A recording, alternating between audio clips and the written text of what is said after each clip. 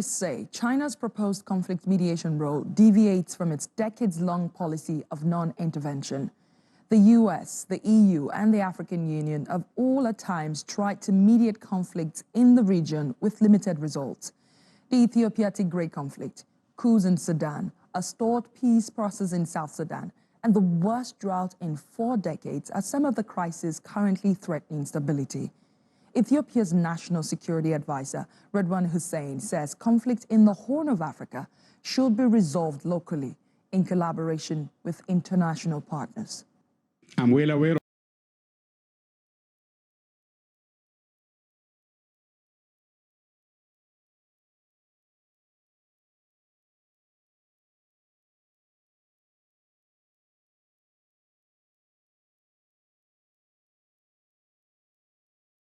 To the President of Somalia on relations with China.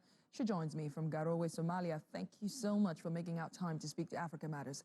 Let's start with what's driving China's new interventionist approach in the Horn of Africa? Well, thank you so much, Ade, for hosting me at the show. As we all know, China is a significant partner for the countries at the Horn of Africa.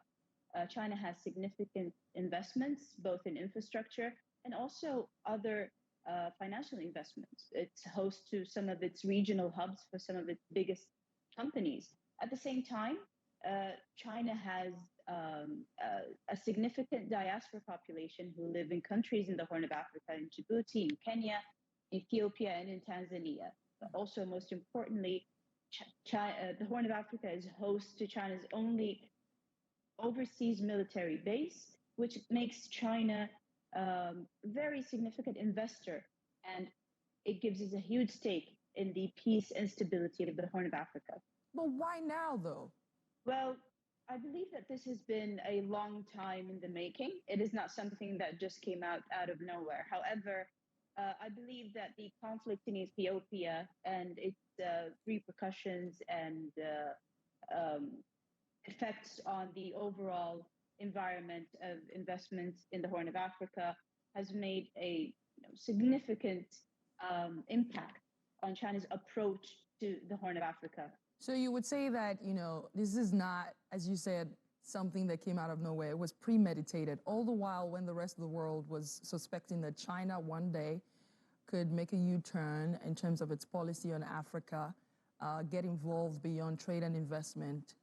Is this what you mean by it didn't happen overnight? Well, absolutely. China's foreign policy, as we all know, especially people who study the field, is always evolving, and it is always amending, and it's always adding to itself and adjusting where necessary. And these decisions never happen overnight. It is the outcome of a long process of rigorous research, rigorous deliberations, and rigorous preparation and effort.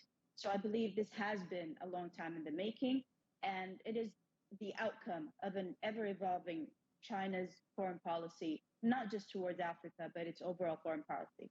What leverage then would you say China has over other superpowers in mediating crises in the region? And what challenge is Beijing likely to face? Well, I think that's a very interesting question. If I would start with the challenges, I believe the most important challenge that China would face in trying to mediate conflicts in the Horn of Africa is its lack of experience in the field, especially lack of experience working in resolving conflicts and mediating issues in the Horn of Africa, given the huge complexities that exist in the region that are both historic and at the same time that are also contemporary. However, I wouldn't call it a leverage, but what gives China a special advantage in this kind of process is also the fact that it's a new player in the field, which makes its approach new, and it could be, it has an opportunity to learn from everything everybody else was doing in the region, either Middle Eastern countries or Western countries that have tried to mediate in the region.